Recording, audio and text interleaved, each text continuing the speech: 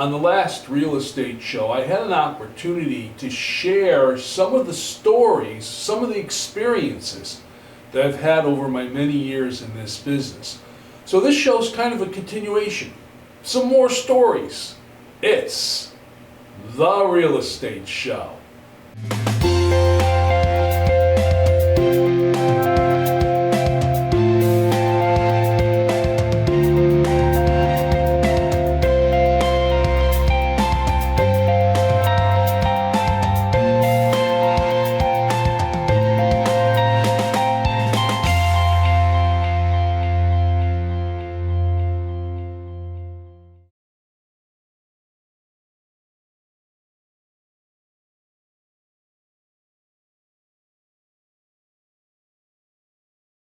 This first story I want to share with you is kind of along the realm of when you think you've seen everything.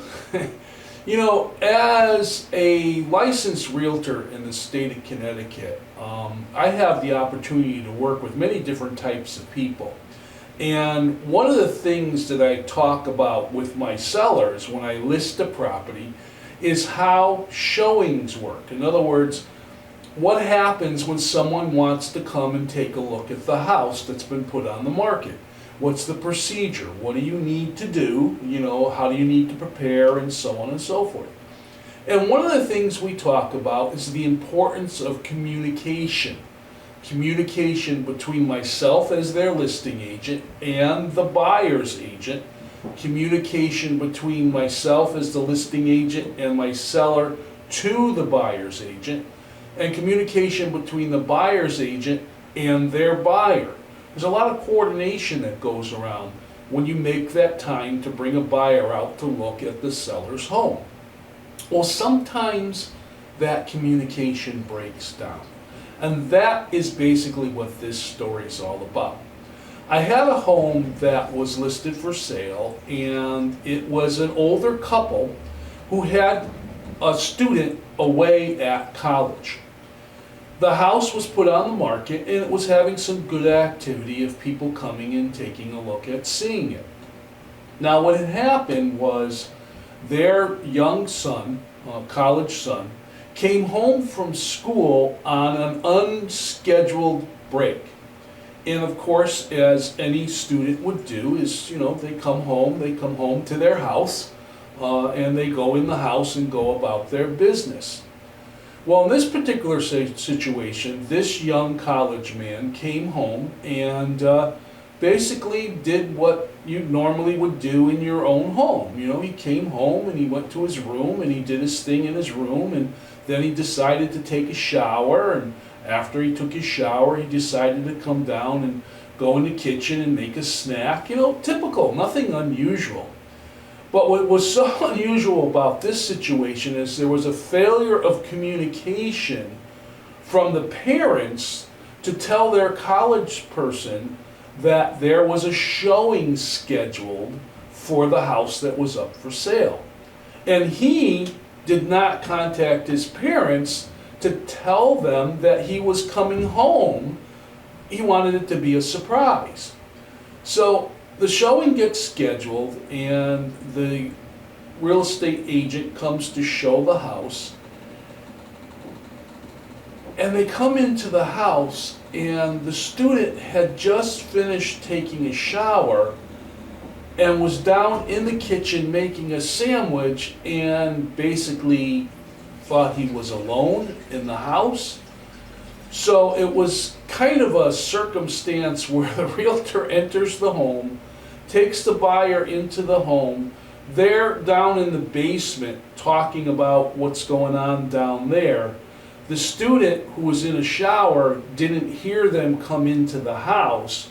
He goes down into the kitchen to make a sandwich, not wearing a towel. They're in the basement.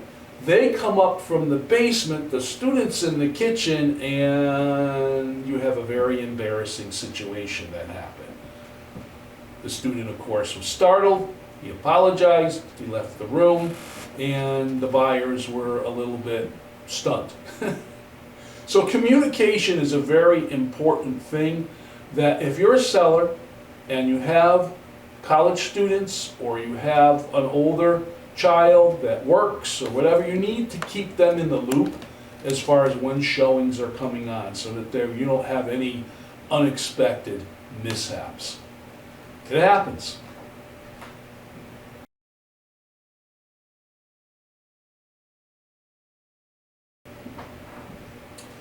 The second story I want to tell you is basically about a home inspection that I went to. I was selling a multi-unit building. This was a building that had, I think it was 7 units at the time. And the buyer had made an offer, the seller accepted the offer, and of course we were going to do an inspection. Now, when you have a multiple unit building, you have to inspect each and every single apartment. So it's quite a coordination job to be able to coordinate all the tenants and accessibility into all the units all in one particular time frame. And people are people, people have their own schedules, they have their own, wants and needs, and sometimes it's a little bit of a challenge. But we got lucky. I had made phone calls, I had stopped by, I put notices on the doors of all the units, I confirmed everything that the landlord had called all the tenants. We were pretty much a go, that everybody knew the inspector was going to be there at this day during this time and was going to come into the apartment and do a inspection on the apartment, like home inspectors do. So we arrived at the multi-unit building, myself, my buyers, the landlord, and the home inspector. And we knocked on the first door for the first apartment, and we were greeted at the door by a gentleman who happened to be the tenant. And he welcomed us in because, he had the notice, and we went through the apartment, no problems, made some notes, did the normal inspection. We were in and out of there in about 15 minutes. We thanked him for his time, and we moved on to the next unit. When we went into the next unit, it was kind of the same thing. This was a unit where the tenant was not home, but the tenant knew we were coming. So we used the lockbox and went into the unit, did our inspection, and again, everything went fine. We got to the third apartment, and we knocked on the door. There was a little bit of a hesitation, but we could hear some rustling going on in the apartment. And eventually the gentleman did come to the door and let us in. But he let us in kind of begrudgingly, I guess, kind of awkwardly, oh yeah, I remember, that kind of thing, and let us in.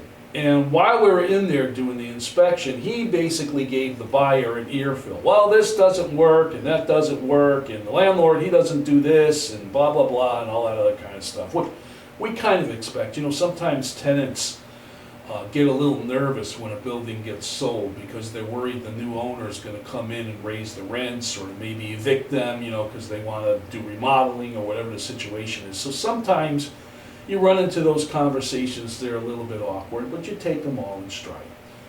So the third unit went fine, we had our conversation, we made our notes and whatever, and we go over to unit number 4. We're halfway there. Remember, there's 7 units in this building. Now this was a first floor unit. We knock on the door, and there's no answer at the door. We knock again, and there's no answer at the door. The lockbox that I had put on the door with the key to the apartment was not there. Someone had removed it. So I had no way to get into this apartment to do the inspection. Now, as I said, the landlord had called. I left notes on the doors. I had followed up on calls, and we were confirmed for this day and time to do these inspections. But for some reason, when we got to this particular unit, the lockbox had been removed from the door. The signage was gone, my little notice that I put on the door, and nobody was answering. And this puts a crimp in the whole thing, because we were expecting to go through the whole building of that day at that specific time. And if we can't get into that one apartment, we're going to have to reschedule. And home inspectors cost money, and you don't want to reschedule. So I knocked again and waited, and I started to hear some movement on the other side of the door. So I addressed, I identified myself, Rick Naples, and what we were there for, and we wanted to come in. And I heard someone from the other side of the door, a woman's voice say, yeah, wait a minute, I'll be right there. I said, okay. So we're waiting. Now, I'm standing there. The agent is standing there. The home inspector's there. The landlord's there. The buyer is there. So there's basically 4 men, standing waiting to get into this apartment. The door opens, and then standing there is, well, let's just put it as a well-blessed woman in a very scanty, see-through, negligee, whatever. And she was not shy. She basically just said, yeah, fellas, come on in. And we kind of just looked and went about our business and did our thing, and she just didn't bother to cover up, I mean, it was an interesting experience. But hey, people are people, things happen.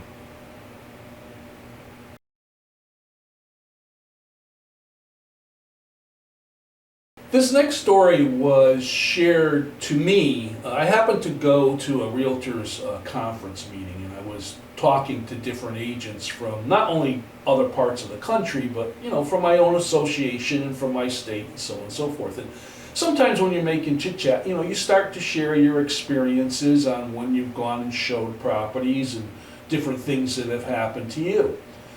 This particular gentleman was sharing a story where he had the opportunity to go show a house to his buyer, and the address on the house was very similar to the address on another house. And what had happened was he basically went to the home, used the lockbox that was on the home, got into the house, brought his buyer in, and showed this particular property to the buyer. And while they were in the house, the seller who was in the house said, I didn't have a showing scheduled for this time. What are you doing here? And he apologized, and he said, I'm so-and-so from such and such a real estate agency, and I'm here to show your home. We had an exquisite, time of appointment to be here. And the seller was adamant, saying, well, I got to call my agent because I didn't have anything scheduled for the house to be shown at this particular time. Well, it turned out that this was one of those neighborhoods where you have those cookie cutter houses, where all the houses are pretty much the same style home, all built around the same time.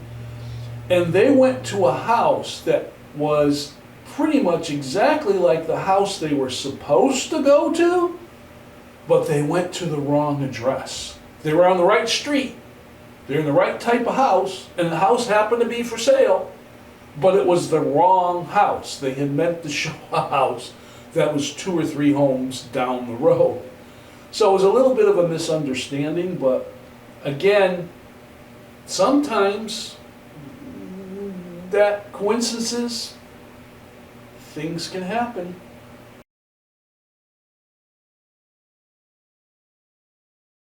Now, I just mentioned about lockboxes. I was talking about lockboxes disappearing off that particular apartment, and lockboxes, being similar and sometimes with the same codes and so on and so forth, so confusion can happen. Lockboxes are the electronic lock or the digitally coded lock, or sometimes an old style dial lock, that the listing agent hangs on the door or entrance to a home or condo or whatever, so that the buyer's agent, when they come by appointment, can put the code in the box and get the main key in order to enter the property. Now, this is a story about lockboxes and the key. Inside the lockbox, depending on its situation, usually there's a little clip, and you clip the key to that box. And the reason why you do that is so that when an agent opens up that box, the key doesn't fall out. But some agents use lock boxes that are, well, they're a little dated. They're older boxes. They've had them for years. They've used them dozens and dozens of times. And that little clip sometimes gets lost over the years, you know? So they just stuffed a couple of keys in there, and that's just the way it is. This particular home, I was going to show, and it was a moderately cloudy day. It was kind of drizzling. And, you know, realtors, you know, when you got to deal with the lockbox sometimes and you're exposed to the weather, it's a little bit of a challenge because you're trying to punch numbers in and get a key, and you're getting rained on or snowed on or whatever. Sometimes you can't see the box because they're shadowing, and you got to use a flashlight or your phone light or whatever to see it. To describe the entrance to this house, this was an older home, and it had one of those poured concrete stairwells, you know, the kind of a molded staircase that was pushed up against the house that you would walk up to go in the front door. And over the years, this stairwell or staircase had kind of slid back where it basically made, there was about maybe an 1.5 to a 2-inch gap between how the stairwell came up and the actual sill to the house going in the front door. So there's this gap, the length of the stairwell, you know, between the front door and the stairs. And the lockbox is hanging there on the doorknob. So I go and I, you know, put in the numbers for the lockbox, and the key is kind of to the back of the box. It's kind of jammed in kind of sideways. So I have to tilt the box in order to get the key to come out so that I can have the key to open the door to let my buyers in. Now, for those of you that have been listening, you can kind of guess what happened. As I tilted the box to get the key came out of the box, missed my hand, and went right down that gap between the stairwell and the threshold of the house. I mean, right down it. What do I do now? The keys fell down behind the stairs. I don't have a key to get into the house. My buyer's standing there, it's drizzling. What do? Well, I went down the stairs and went to the side of the stoop, and luckily there was enough of a gap on the side for me to be able to reach my hand behind there and sort through the dirt and the mud and the whole bit and find that key, which I successfully was able to do. Bring the key up and use it to get into the door and kind of brush off the mud on my knees and on my shoulder from leaning in and getting the key, and we were able to go in and take a look at the property. When I put the key back in the box, I made sure that it was put in such a way where hopefully it wouldn't fall out for the next realtor.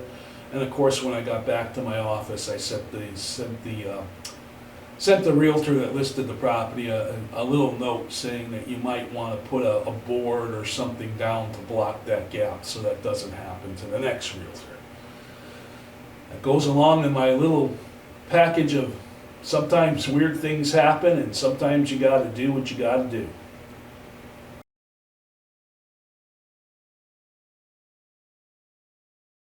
This final story I want to share with you is about real estate signs.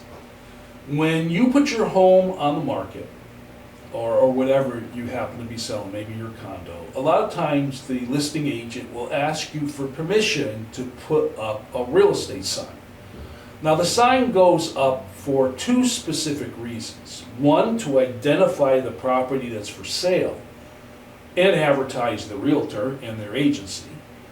And two, to get those curious drive-by inquiries. You know, someone's driving down the street and they see a for sale sign and they call the number to ask about the property.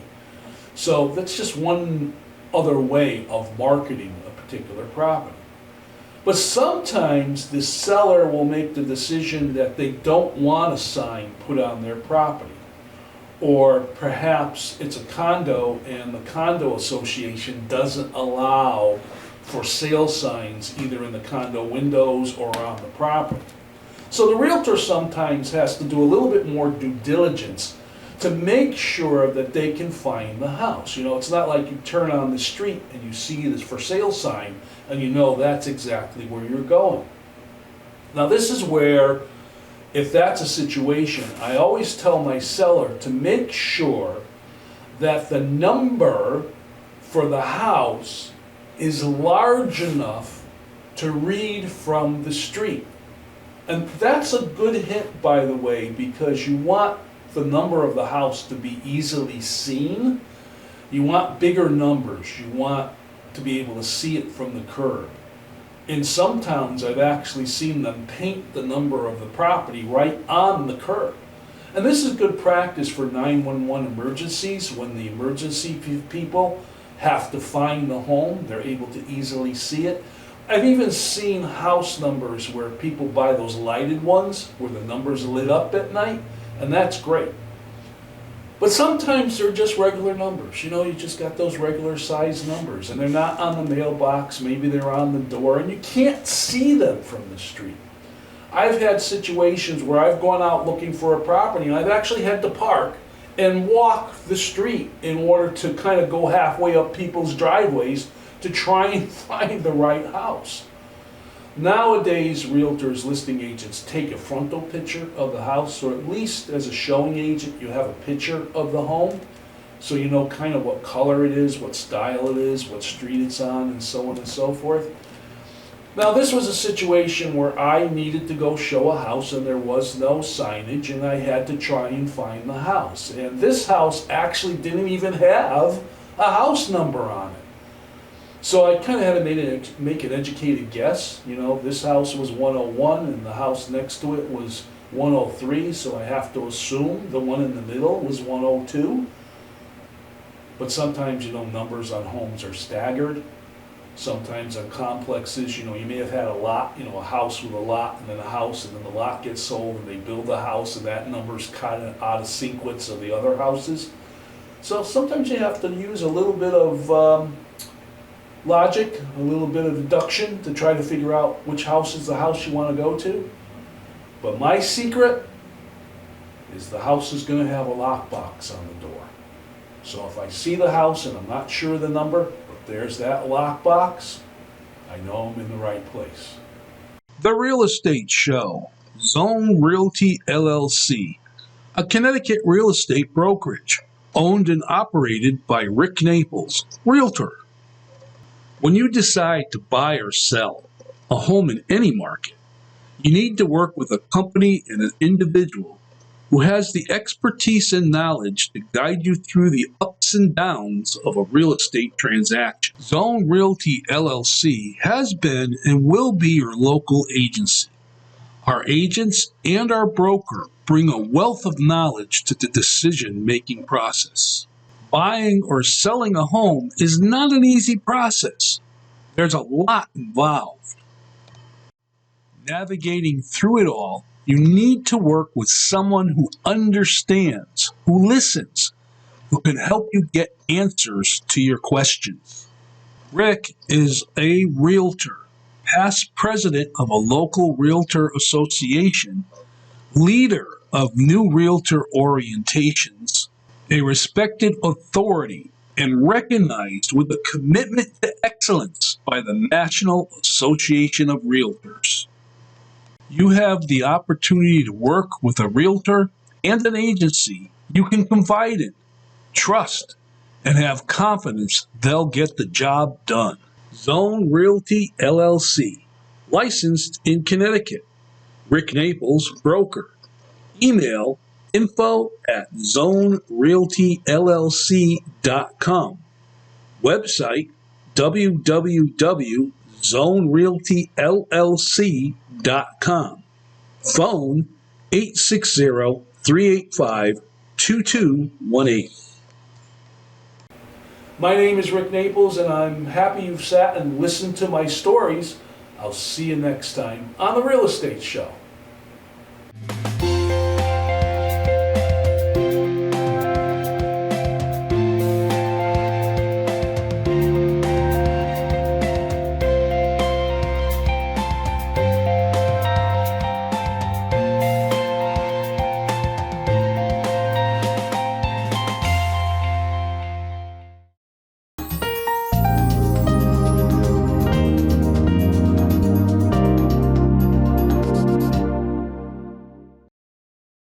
Nick Augustino right here at the East Side Restaurant.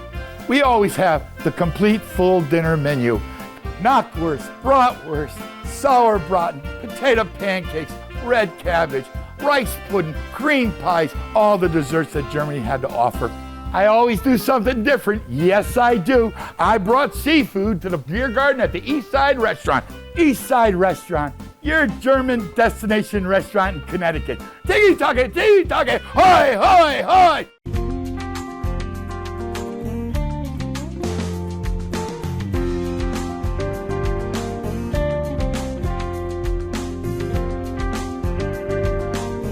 Follow us on Instagram at nutmeg.tv.